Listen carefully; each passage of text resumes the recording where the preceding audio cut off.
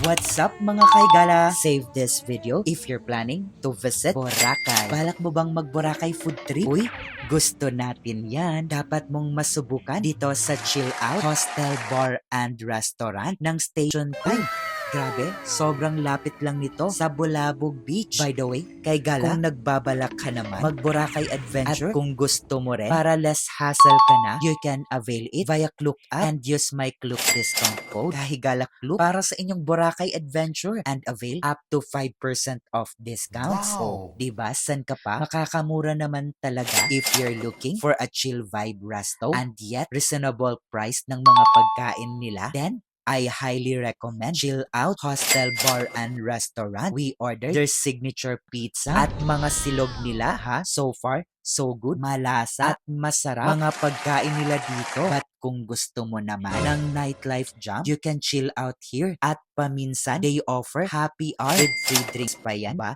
Di ka nalugi. For me, it's 9 out of 10 si Chill Out Hostel Bar and Restaurant dito sa Station 2 ng Boracay. Hindi nag-hype Hindi pero totoo yan. worth it at masasarap talaga ang mga pagkain nila. I highly recommend talaga. Plus, near lang ito sa D-Mall at Bulabog Beach. Walking distance lang yan, ha? Kahigala, tinatawag ka na ng dagat. Tara, mag-Boracay.